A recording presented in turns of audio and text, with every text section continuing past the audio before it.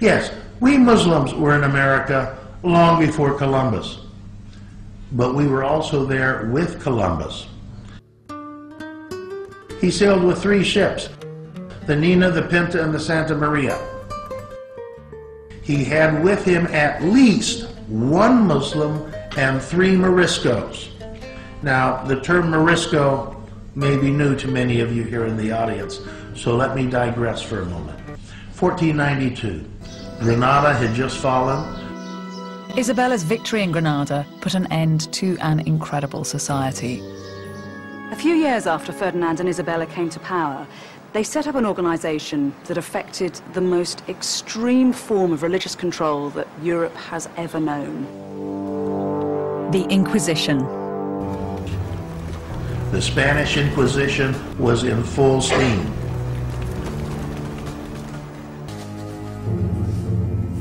In Rome, Pope Alexander II sees the intimate relationships between Christians and Muslims as immoral, and he seeks to purify Spain of all Muslims. They march not only for conquest, but for what they believe God wants, a purely Christian Spain.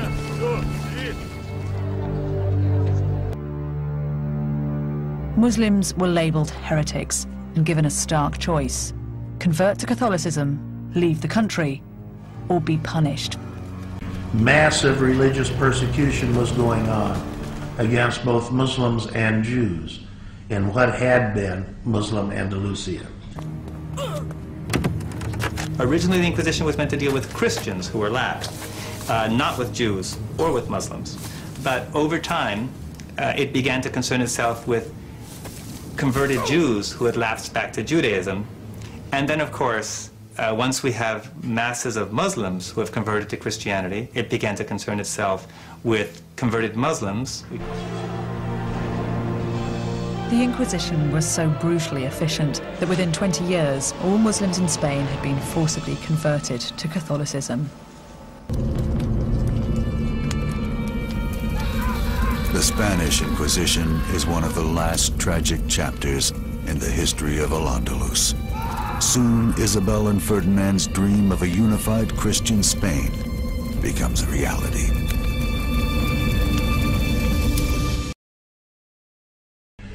The Muslims in what then was Spain received a fatwa from North Africa that said you can go ahead and do a sham conversion to Christianity because you are in such danger. Just continue to practice your Islam in private. Those people, those Muslims who underwent this sham conversion and their descendants are known as Moriscos.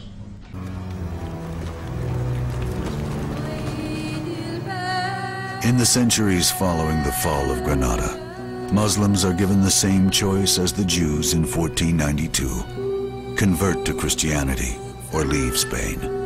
Some converted Muslims called Moriscos continue to worship in secret, trying desperately to hold on to their traditions. So the Muslims not only have the symbolic loss of what was this jewel in their worldwide civilization, they have this added sadness and indignity that their religion is taken from them. So with that in mind, let's look at Columbus's voyage. The avowed Muslim that we know of was an African named Pedro Alonso Nino, and he helped navigate the Atlantic and map the islands of the Caribbean. The Moriscos were the 3 Pinzon brothers.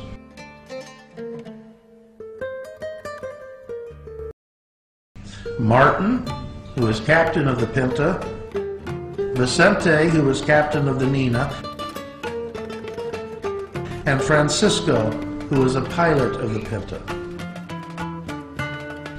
Columbus sailed with 3 ships. 2 of them were captained by Moriscos. In addition, one sailor, Rodrigo de Triana, also known as Rodrigo de Lepe, converted to Islam upon returning to Spain.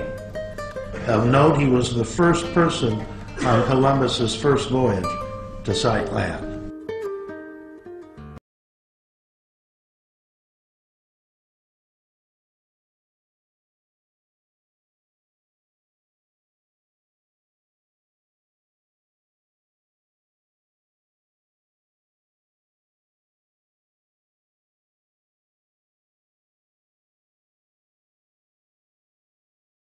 if you have to say your prayers, you must face towards Mecca. Calculating the direction of Mecca from a given place is not so easy. It is a complicated mathematical problem for which the Arabs had exact solutions from the 9th century. One of the ways in which the Muslims solved these problems was by developing a Greek instrument called the Astrolabe. The Astrolabe enabled nighttime navigation, which helped to advance sea travel, and this in turn set the stage for the coming era of worldwide exploration and discovery.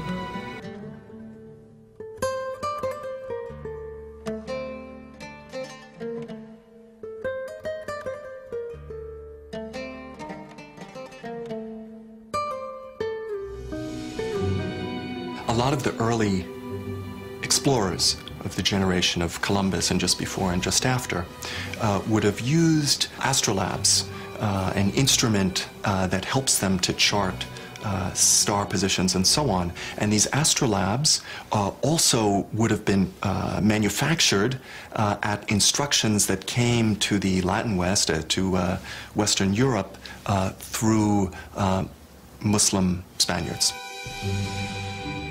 There is no question that some of these instruments would have been used by Columbus. We know that a number of the main navigators on the ship with Columbus were Muslims or of Muslim descent.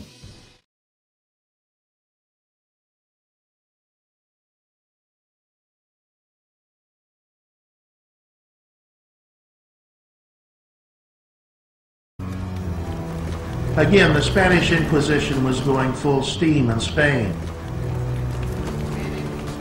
In 1502, Ferdinand ordered a mass baptism of all Muslims. Philippe de Vijani, who carved these panels, was a great artist. You can see the anguish in these faces. This cuts deeply. The Muslims had never forced the Christians to convert. Those who converted even lost their identities. They were given Christian names. But to the church, they would always be infidels at heart. So, of course, infidels could have had nothing to do with the greatest moments of Ferdinand and Isabella's reign, the discovery of the New World. And no event illustrates this better than the real story of Christopher Columbus. Columbus studied Arabic maps. He navigated with astrolabes and equatoria perfected by Muslim astronomers from Toledo. Without Jewish and Muslim expertise, Spain would not have become the greatest colonial power in 16th century Europe. We were there with Columbus, and we were there with the following Spanish conquistadors. Many Muslims were looking for any way out from that country. One way out was to join the Spanish expeditions to the New World. And so Muslims were part and parcel of almost every one of the early Spanish explorations of the Americas. For example, we can point to Nuflo de Olana, who was an African Muslim who accompanied Vasco de Balboa in his expedition. But perhaps the most famous of all the Muslims to accompany the Spanish conquistadors was Estevanico of Azamor. Estevanico means Little Stephen in Spanish. In Estevanico of Azamor, you'll find his name in the history books fairly prominently. Spanish language movies have been made about Estevanico of Azamor. He's a very famous person. Of course, those history books and those movies typically fail to mention that he was a Muslim, and that Estevanico was not his real name, it was his slave name. His real name was Mustafa Zamori, and Mustafa was a Muslim born around the year 1500 in Azamor, Morocco. By 1527, he was a slave to a Spaniard named Andres Dorantes. On July 17, 1527, Mustafa and his owner sailed from Spain to the New World. They reached the island of Hispaniola in the Caribbean and joined the de Narvaez expedition of 5 ships and 500 to 600 men sailing to Florida. En route to Florida, this expedition was met with a hurricane. Some of the ships sank, losing all people on board. The surviving ships, upon landing in Florida, and the survivors disembarking from those ships, were immediately attacked by American Indians with a great loss of life.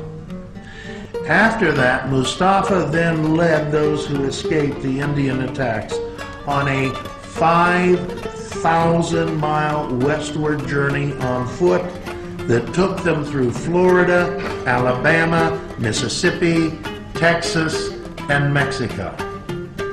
The first person from the Old World to explore those states of the southeastern United States. By the time they reached Mexico City, Mustafa and only 3 others were still alive.